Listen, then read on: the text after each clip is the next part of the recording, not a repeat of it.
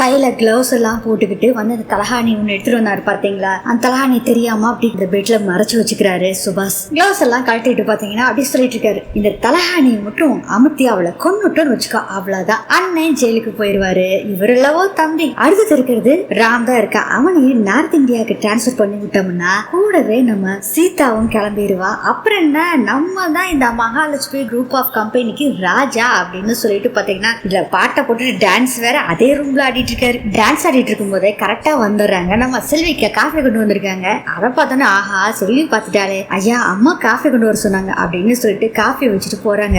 செல்வி, நான் இப்போ டான்ஸ் ஆடுறது எதுக்கு தெரியுமா? உடம்பு அப்படி சுத்தம் பண்றதுக்கு தான் அப்படின்னு சொல்றாங்க. இது யார்கிட்டயும் சொல்லிடாதா அப்படின்னு வேற சொல்றாரு. என்னது தேவரு, உடம்பு சுத்தம் பண்றதுக்கு டான்ஸ் ஆடுறாரா அப்படின்னு நினைச்சிட்டு யாருக்கிட்ட சொல்றது அப்படின்னு யோசனை பண்ணிட்டே போறாங்க செல்வி. அடுத்து சீட் ஆடுறாங்க பாருங்க, அந்த இடத்த காமிக்கிறாங்க. அப்பயும் சொல்றாங்க நம்ம மீரா வேண்டாம் சீதா, அவ சீட் எடுக்கிற ஸ்டைல பார்த்தாவே பயமா இருக்கு, செம்ம சீட் ஆடுவ போல இருக்கு அப்படின்னு சொல்றாங்க. இங்க பாருங்கக்கா, நான் தான் ஜெயிப்பேன், கவலைப்படாதீங்க அப்படின்னு சொல்லிட்டு இருக்காங்க. இதுல வேற நான்சி சொல்லிட்டு இருக்காங்க, லண்டனா இல்ல ஜெயிலான்னு எழுதி வச்சுக்கோங்க அப்படின்னு சொல்றாங்க. அர்ச்சனா கிட்ட நான்சி, அம்மா அதெல்லாம் வேண்டாமா அப்படின்னு வேற சொல்லிக்கிட்டு இருக்காங்க. சத்யா ஒரே குசியா இருக்காங்க. அர்ச்சனா எப்படி இருந்தாலும் சீதா கண்டிப்பா ஜெயிலுக்கு தான் போவா, நான்சி நீ நைட்டு கொண்டு போடுவோம், அவ்வளவுதான் நம்ம ஜாலி அப்படின்னு நினைச்சிட்டு இருக்காங்க. செல்வி கிட்ட கேக்குறாரு, ஏதாச்சும் நாங்க பேசுனது கேட்டையா செல்வி அப்படின்னு கேக்குறாரு. சுபாஷ் ஆமாங்கய்யா அப்படின்னு சொல்லிட்டு போறாங்க. என்னது இது, நம்ம பேசுறது எல்லாத்தையும் கேட்டாலோ, அப்ப என்ன பண்றது, இவளையும் தலாணி வச்சு அமுத்தி போட்டு தள்ளிட வேண்டியதான், எத்தனை பேர்த்த தான் போட்டு தள்ளுறதுடா சுபாஷ்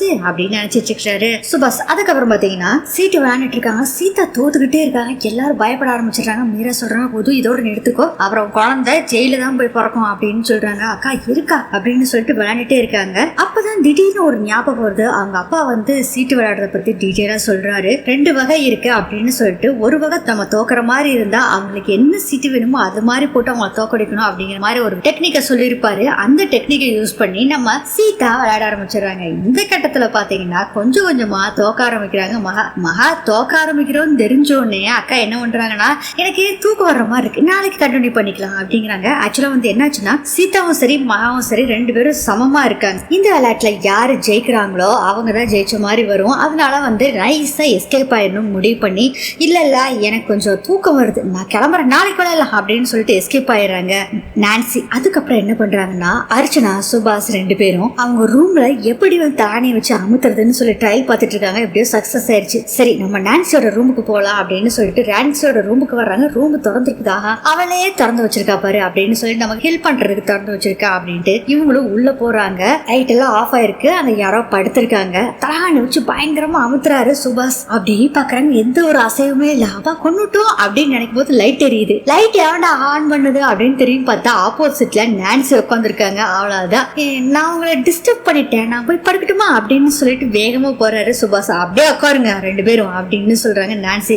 கையில கன்னு வேற வச்சிருக்காங்க. சேர்ல உட்கார போறாங்க. கீழே உட்காருங்க அப்படின்னு சொன்ன உடனே அப்படியே கீழே உட்காடுறாங்க 2 பேரும். நான்சி ஒரு விஷயத்த சொல்றாங்க, இங்க பாருங்க, இந்த விஷயம் வெளியே தெரியக்கூடாது அப்படின்னா நான் சொல்ற மாதிரி செய்யணும். மகாவோட ஹஸ்பண்டும் சரி, மகாவோட அண்ணாவும் சரி, மகாவோட வளர்ப்பு பையனும் சரி, எல்லாருமே சீதாவை நம்புறாங்க. சீதா கொலை செய்யல அப்படின்னு நம்புறாங்க. ஆனா சீதா தான் கொலை செஞ்சிருக்கா, எனக்கு நல்லாவே தெரியும். நீங்க மட்டும் எனக்கு சாதகமா இருந்தீங்கன்னா நானும் உங்களுக்கு ஃபேவரா இருப்பேன். இல்லைன்னு வச்சுக்கோங்க, இந்த கொலை செய்ய ட்ரை பண்ணீங்களா, இதை வீடியோ எடுத்திருக்கா அப்படின்னு சொல்லி போன்ல காமிச்சிடாங்க. அந்த வீடியோ காமிச்சிட்டு இதை நான் போலீஸ் கிட்ட கொடுத்துரு, அப்புறம் அரெஸ்ட் பண்ணிடுவாங்க. எனக்கு சாதகமா நீங்க நடந்துக்குவீங்களா அப்படின்னு கேக்குறாங்க நான்சி. நடந்துக்குவோம், நீனிமேல் நீங்க 2 பேரும் என்னோட அடிமை அப்படின்னு சொல்றாங்க. ஓகே ஓகே அப்படின்னு சொல்லிட்டு இருக்காரு சுபாஷ். சுபாஷுக்கோ கைகள்லாம் உதறது. பயங்கர பயத்துல வேற இருக்காங்க சுபாஷ். சேதுவை ஜெயிலுக்கு அனுப்பிட்டு நான் தான் ராஜா நீ தான் ராணின்னு சொல்லிட்டு இருந்த வேலையில வச்சுக்க கூடாது, அப்புறம் என்ன பண்ணுவான் தெரியுமா, ஜெயிலுக்கு அனுப்பிடுவேன் அப்படின்னு சொல்றாங்க. நான் சொல்றபடிலாம் நீங்க செய்யணும்னு வேற சொல்றாங்க நான்சி. சரி சரி அப்படின்னு பேசிட்டு இருக்காங்க. சரி கிளம்புங்க அப்படின்னு சொல்றாங்க. அப்ப அர்ச்சனா கேக்குறாங்க, என்னமோ நீங்க சொல்றீங்க நான் செய்யணும்னு சொன்னீங்களே என்னது அப்படிங்கிறாங்க. நேரம் வர்றப்ப சொல்றேன், நீங்க கிளம்புங்க அப்படின்னு சொல்றாங்க. தலையை தொங்க போட்டுட்டு 2 பேரும் ஒரே சோகமா போறாங்க. என்னடா இது இப்படி மாட்டிக்கிட்டேன் அப்படின்னு சொல்லிட்டு அவங்க 2 பேரும் போன பின்னாடி இவங்க 2 பேரையும் வச்சு நான் எல்லா விஷயத்தையும் முடிச்சிருவேன். சீதா உனக்கு ஒரு பரிசு வச்சிருக்கேன் அப்படின்னு சொல்லி மனசுக்குள்ள நினைச்சிட்டு இருக்காங்க நான்சி. அடுத்ததே சுபாஷோட ரூமு காமிக்கிறாங்க. சுபாஷும் பயங்கரமா புலம்புறாருச்சு, இப்படி ஆயிடுச்சு அப்படின்னு சொல்லி அர்ச்சனா அதுக்கு திட்டுறாங்க. அவங்க படுக்கல வெறும் தலகாணின்னு கூட உங்களுக்கு தெரியாதா, நீங்க பாட்டுல இப்படி பண்ணிருக்கீங்க, அதை நீ சொல்லாத, நீ தானே காலை பிடிச்சிட்டு இருந்த, ஒரு ஆளோட காலை பிடிக்கிறதுக்கும் தலகாணி பிடிக்கிறதுக்கும் உனக்கு வித்தியாசம் தெரியாதா அப்படின்னு அப்படின்னு 2 பேரும் சண்டை போட்டுட்டு இருக்காங்க. அதுக்கப்புறம் காலையில ஆயிருது. சீதா பூஜை பண்ணிட்டு இருக்காங்க. சாமி கும்பிட்டே சீதா சொல்லிட்டு இருக்காங்க அவங்க குலதெய்வத்தை வேண்டிக்கிட்டு, இந்த நான்சியை லண்டனுக்கு அப்புறம் அனுப்புறதுக்கு ஏதாச்சும் ஒரு வழி இருந்தா சொல்லுமா, காட்டி கொடு அப்படின்னு சொல்லிட்டு கும்பிட்டு வீடு ஃபுல்லா சாம்பிராணி புகை போட்டுருக்காங்க. அப்பதான் வாக்கிங் போறதுக்காக வர்றாங்க. நான்சி அந்த புகையை பார்த்தோன்னே இது என்ன இவ்வளவு புகையை போட்டிருக்கு, என்னோட லங்ஸ் என்ன ஆகுறது இடியட் அப்படின்னு கண்டபடி திட்டுறாங்க. திட்டிட்டு பாத்தீங்கன்னா மேல போறாங்க. என்ன இவங்க இப்படி திட்டிட்டு போறாங்க அப்படின்னு சொல்லிட்டு, ஒருவேளை நம்ம சாமி அவங்களுக்கு பிடிக்கலையோ அப்படின்னு நினைச்சிட்டு அவங்க அதுல புகை போட்டுட்டு இருக்காங்க. எல்லா தடவை வாக்கிங் போறேன்னு சொல்லிட்டு போனவங்க கடைசியில என்ன மறுபடியும் ரூமுக்கு போறாங்க அப்படின்னு நினைச்சுக்கிட்டு தான் சீதாவும் புகை போட்டுட்டு இருக்காங்க. காலையில எழுந்திருக்கிறப்பயே திட்டு வாங்க வச்சுட்டே அப்படின்னு சொல்லிட்டு கடவுள்கிட்ட சொல்லிக்கிட்டே அவங்களும் வர்றாங்க. சீதா மேல ஒரே புகையா இருக்கு. இந்த இருமிட்டு போனாங்கல்ல நான்சி என்ன ஆச்சுன்னு பாக்கலான்ட்டு வரும்போது பார்த்தா பயங்கரமான ஷாக், பயங்கர இருமல்ல அந்த வீசிங் வந்ததுன்னா அந்த பஃப் அடிப்பாங்கல்ல அந்த இது வச்சிருக்காங்க.